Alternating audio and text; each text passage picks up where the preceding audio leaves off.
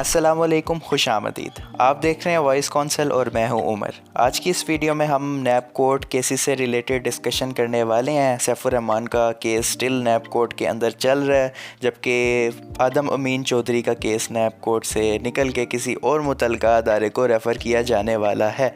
तो इस हवाले से हम डिस्कशन कर लेते हैं और देख लेते हैं कि क्या क्या मूवमेंट सामने आ रही है।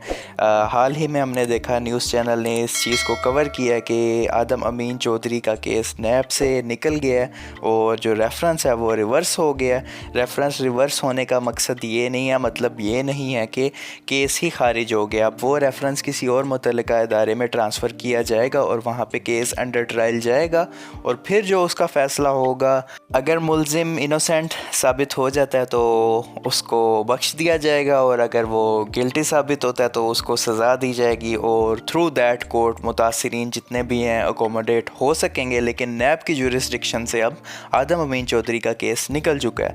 और रही बात नैब ने जितने भी उसके असासाजात या बैंक अकाउंट्स फ्रीज़ किए थे, तो क्या वो अनफ्रीज़ हो सकते हैं? तो नैब एक बार फ्रीज़ तो कर सकता है, अगर उसके दायरा इख्तियार से केस निकल जाता है तो वो उस पर मज़ीद एक्शन नहीं ले सकता। वो अकाउंट्स, वो जायदाद, वो मुंजमद ही रहेगी जब तक नेक्स्ट कोई अदारा जिसको रेफ़र किया जाए केस वो उस चीज़ को बहाल नहीं कर देता।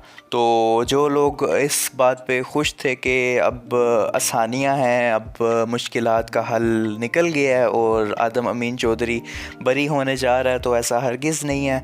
उसने बरीयत की दरख्वास्त नैब कोर्ट में दी थी, तो वो केस नैब कोर्ट की जुरिस्डिक्शन से निकला। अगर वो वहाँ पे दरख्वास्त ना देते तो वो ऑटोमेटिकली ये चीज़ होने नहीं वाली थी। आप लोगों ने अपनी अदालतों का हाल देखा हुआ है, अमेंडमेंट्स भी हो जाती हैं लेकिन स्टिल उस पर इम्प्लीमेंट नहीं होता जब तक उसके लिए कोई प्रॉपर वर्क ना करे, कोई लॉयर पटिशन ना दायर करे, कोई एफ़र्ट ना की जाए। तो आदम अमीन चौधरी की लीगल टीम ने इस चीज़ पे एफ़र्ट किया, इस पर कैपिटलाइज़ किया, फिर जाके उसको ये रिज़ल्ट मिला। लेकिन इसका हरगिज़ ये मतलब नहीं है कि उसका केस दायरा इख्तियार से निकल चुका है। और सिमुल्टेनियसली अगर हम सैफुर रहमान खान न्याज़ी के केस की तरफ देखें तो जो नैब अमेंडमेंट्स हुई हैं उसके मुताबिक वो स्टिल नैब की दायरा इख्तियार में है, अंडर फॉल करता है। और अगर कुछ इस किस्म की सिचुएशन बन भी जाती कि अमेंडमेंट्स के तहत सैफुर रहमान का केस किसी भी तरीके से नैब की रिक्वायरमेंट्स फुलफ़िल ना कर रहा होता तो ज़रूर लीगल टीम इस पे एक्शन लेती, जिस तरह आदम अमीन चौधरी की लीगल टीम ने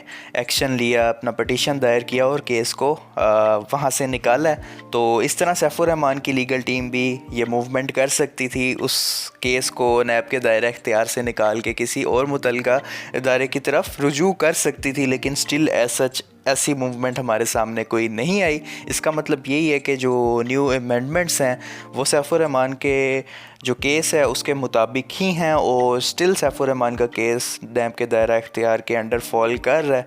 तो अब देखना पड़ेगा कि आगे क्या सिचुएशन चलती है, क्या हालात बनते हैं, क्या आदम अमीन चौधरी को रिलीफ मिलता है अदालत से या नहीं, क्या सैफुर रहमान का केस नैब कोर्ट से खारिज होता है या नहीं। तो ये आगे चल के देखेंगे। अपना ख्याल रखिएगा। अल्लाह हाफिज़।